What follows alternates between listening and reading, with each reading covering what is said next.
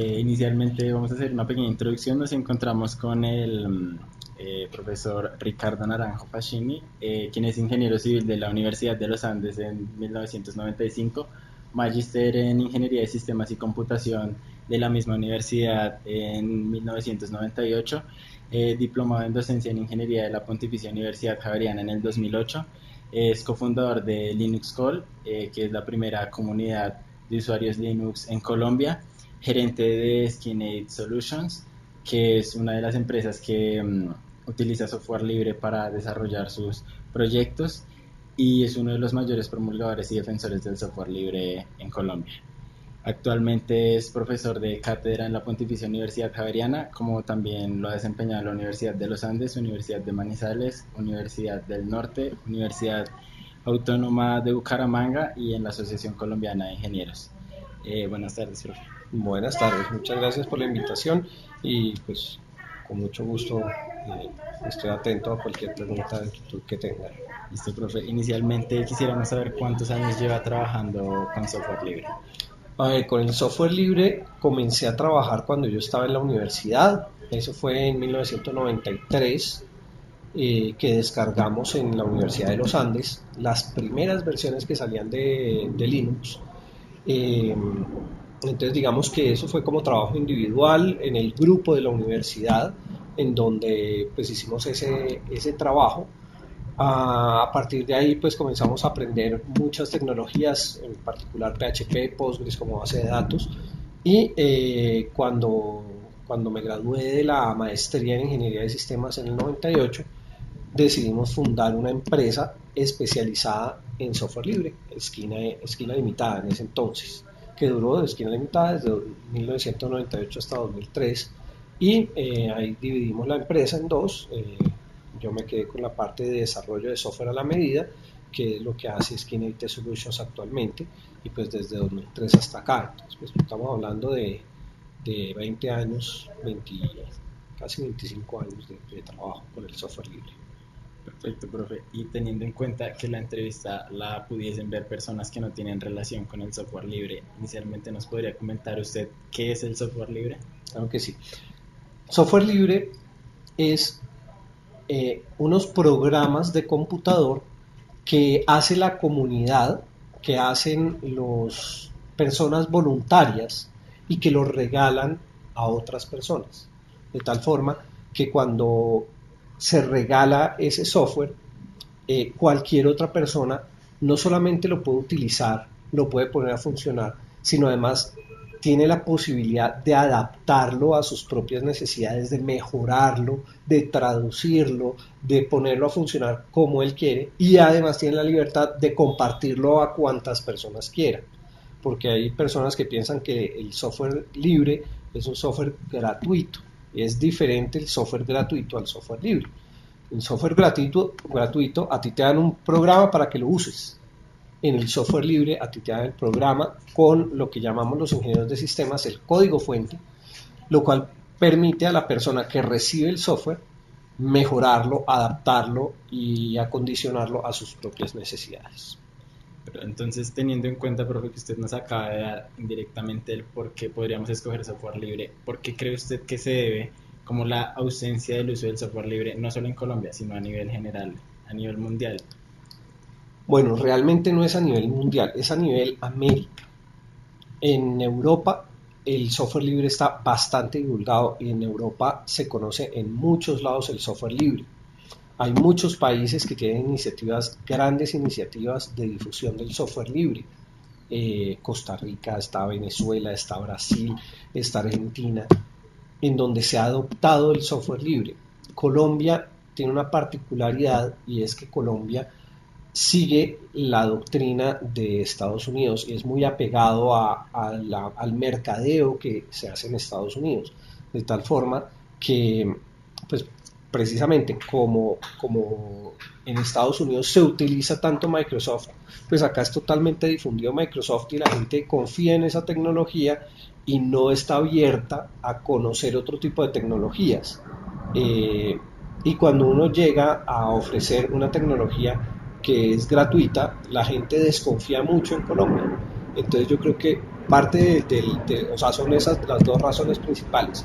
Uno, que aquí se sigue mucho lo que pasa en Estados Unidos, y en Estados Unidos, pues por supuesto, el software de Microsoft es, comprar software de Microsoft es hacer patria, ¿sí? Porque es software de ellos. En cambio acá es importarlo. Y lo otro es que la gente desconfía de lo barato, de lo gratis. Entonces cuando llegan y le dicen, no, es que usted lo puede descargar de internet y utilizarlo y sin pagarle a nadie, no, yo prefiero pagar mis licencias porque de pronto me meto en problemas. ¿Sí? No quiero exponer a mi empresa a esta cuestión. Digamos que ha bajado mucho, pero hace falta también bastante. Eh, y yo creo que un tercer factor bastante importante es la falta de difusión en la academia de la existencia del software libre. Entonces, los muchachos recién graduados, pocos conocen la existencia de Linux, pocos conocen las ventajas de los demás programas y de todo lo que existe, toda la oferta que existe en software libre. Servidores de base de datos, servidores de correo electrónico, de páginas web, software de oficina, LibreOffice, que es fantástico, pues reemplazos a todo el software que se utiliza, AutoCAD, a Photoshop, a Illustrator, a Office, todo tiene su homólogo y su reemplazo con software libre. Pero pues retomando el tema en el que usted habla de lo gratuito, en Colombia vivimos en una cultura en la que en muchos temas tomamos como lo gratuito fácilmente, ¿no? ¿Por qué cree usted que específicamente, no solo en Colombia, sino como usted lo decía, viene también de Estados Unidos el hecho de utilizar tanto software privativo? ¿Por qué cree usted que aún existiendo esa cultura, aquí en Colombia, especialmente con el tema de software, se dé este caso? Básica y esa pregunta en un punto específico. La piratería. Acá en Colombia la piratería es generalizada. Entonces, pues como la gente tiene las otras tres causas que mencionamos, pues ellos antes de descargar software libre y estar legales con una cosa que les sirve para lo mismo, pues prefieren utilizar lo mismo que tienen en la oficina. Si pagaran por el software en su casa, por lo mismo que tienen en la oficina, pues se darían cuenta de una de las grandes ventajas del software libre y es la gratuidad, que no es la principal ventaja, pero sí es una ventaja gigantesca. Entonces, como la gente pues no pues piratea Microsoft, piratea Adobe, piratea Oracle, piratea de todo, entonces pues se difuminan ciertas ventajas del software libre debido a la piratería. Digamos que la piratería de software es el principal enemigo que existe del software libre en Colombia. Pero ahora creo que ese problema, creo que ambos coincidimos en que lo podríamos solucionar desde la academia. ¿Por qué la academia no toma esa iniciativa? Como de empezar a difundir el software libre, sabiendo aún pues que hoy en día hay tanta gente, o sea, o ha incrementado la cantidad de gente que conoce cómo se maneja, cuáles son los usos del mismo. ¿Por qué no se toma esa iniciativa desde la academia? Ahora hay dos razones por las cuales la academia, las universidades no toman la decisión de cambiarse a software libre.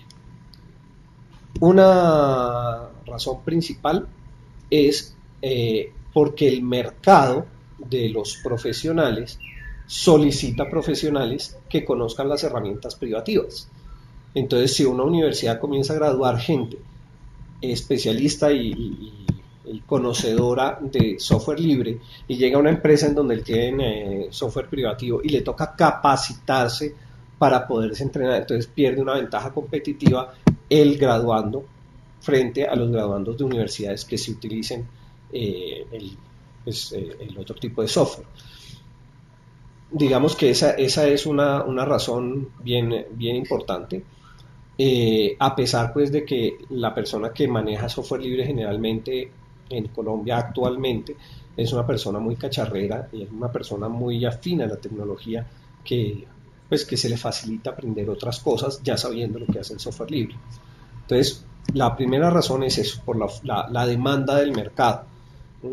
Si la universidad no gradúa gente que sepa lo que el mercado demanda, pues entonces la universidad va a dejar de ser competitiva. Esa es la primera parte. La segunda parte es por el patrocinio que dan las las megacorporaciones de informática a las universidades. Ustedes pasean por cualquier universidad prestigiosa del país y van a encontrar la sala Oracle, la sala IBM, la sala Microsoft, la sala, todas son patrocinadas por las megacorporaciones. Entonces, pues por supuesto, entrar la universidad a impulsar el software libre, pues básicamente es patear la lonchera. Nadie le gusta patear la lonchera, ¿sí? Sin embargo, pues sí es importante que las universidades son unos entes que deben brindarle al estudiante, la academia debe brindarle al estudiante la universalidad del conocimiento, y así como debe brindarle la universalidad del conocimiento, la academia debe y está en obligación de enseñar software libre, pero no lo están haciendo, igual que en este país muchas cosas no se hacen. Ahora entrando un poquito más como con el tema del software libre, hay una confusión que tiene regularmente la gente entre el software libre y el open source. ¿Por qué? ¿Cuál es la diferencia? En otras palabras, si nos pudiera usted explicar. Ok, bueno. Hay muchas personas que dicen que no hay diferencia entre open source y software libre, pero sí hay una diferencia importante.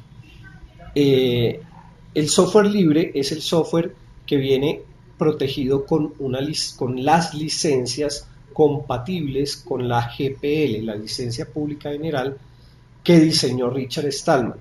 Hay en este momento dos licencias importantes, que es la GPL versión 2 y la GPL versión 3. ¿Qué permite hacer estas licencias? Estas dos licencias lo que permiten es pues, que uno puede utilizar el software libremente, que uno puede distribuir el software libremente, que uno puede estudiar el software libremente, que uno puede modificar el software libremente, con las obligaciones de que si lo distribuyes no puedes cambiar la licencia original. Entonces digamos que, y que además tienes que acompañar cuando distribuyas o cuando compartas el software libre, lo debes compartir junto con el código fuente para que no se pierda la libertad que va inherente en el software libre.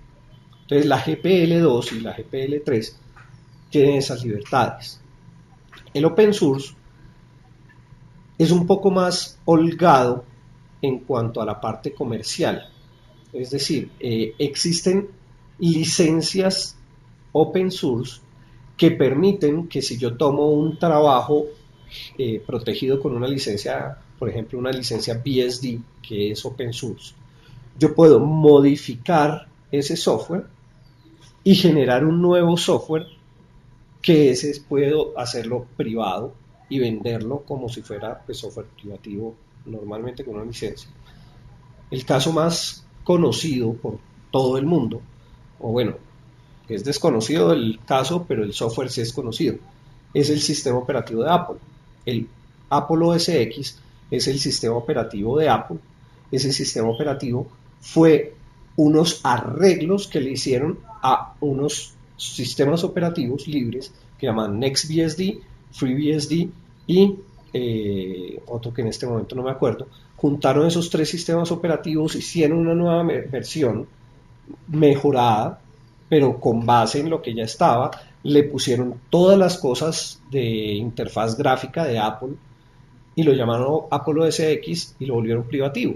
Los otros software siguen siendo open source, siguen teniendo sus licencias abiertas, pero digamos que ahí el open source le permitió a Apple hacer una modificación y aprovecharse del software, aprovecharse en el buen sentido de la palabra, aprovecharse del software para sacar un software propio de ellos. Por un lado va el software antiguo y sus mejoras van por otro lado. En software libre eso no se puede hacer. En software libre, si tú tienes un software y lo modificas, esa modificación debe seguir siendo libre. Entonces todo va por el mismo lado. Esa sería la diferencia básica. Ya que hablamos como del software libre en general, regularmente la gente, a pesar de que no conozca mucho sobre software libre, se remonta como a Linux específicamente. ¿Qué otros tipos de software libre existen aparte de Linux? Bueno, en software libre existe actualmente de todo. Todos los celulares, los dispositivos móviles que funcionan con Android están funcionando con Linux. Y el software que está montado sobre ese software, pues compatible con Linux, software privativo compatible con Linux en su mayoría de las veces. Pero existe software para multimedia, para gráficos, para sistemas de información geográfica, para bases de datos, servidores de lo que quieran. Las grandes empresas de informática de hoy en día, que estamos hablando de Google, Facebook, Twitter, utilizan software libre para todos sus servidores. Con eso pueden hacer supercomputación, alta disponibilidad, bueno, pueden hacer prácticamente lo que quieran y no lo están eligiendo porque sea gratis. O sea, Google tiene plata para comprar las licencias que necesite de software para sus data centers. O sea, ellos no es por economía que están haciendo esos ahorros. Por ejemplo, la Estación Espacial Internacional, que es una nave espacial, un satélite que está dándole vueltas a la Tierra todos los días, en esa Estación Espacial Internacional, en donde hay científicos de la NASA, de la ESA, de la japonesa, de la rusa, bueno, de todas las importantes agencias espaciales, por ejemplo, Estación Espacial Internacional, allá tienen Linux funcionando en sus sistemas, en los escritorios, en los computadores, en los portátiles que llevan allá, los llevan con Linux, porque es mucho mejor que cualquier otro tipo de software. O sea, lo utilizan es por su calidad. Entonces ahí vemos que hay software para hacer cuanta cosa, desde investigación hasta una carta. Y finalmente, para las personas que son nuevas como en esto y se están adentrando en el mundo de software libre, ¿qué consejos les da usted? ¿Con qué les recomienda empezar? Yo les recomiendo empezar con tres programas. El primero se llama LibreOffice. Lo pueden montar en Windows. No necesitan cambiar su computador a otro sistema operativo, sino simplemente descargan la versión para Windows de LibreOffice y se van a dar cuenta de todo lo que pueden hacer igualito que en otro software sin haber pirateado ningún programa y siendo totalmente legales en sus equipos de escritorio. Hay otro programa que se llama GIMP, G-I-M-P. El GIMP es un software que es, digamos, como un clon del Photoshop, que sirve para quitar las arrugas, las manchitas en las fotos y para quedar uno bonito. Ese hace exactamente lo mismo. También hay su versión para Windows. Y el tercero sería Inkscape, como el escape de la tinta. Ink es tinta en inglés, Scape. Entonces Inkscape es una herramienta que me permite a mí reemplazar un software que se llama Illustrator, que permite hacer diseño gráfico, que permite hacer pues una cantidad de gráficos. Y pues siempre antes de piratear cualquier software, yo sí recomiendo, entren a Google y poner alternativas libres para el programa que están buscando y van a ver la cantidad de oferta que hay. Perfecto, profe, muchísimas gracias. Con muchísimo gusto, cuando quieran.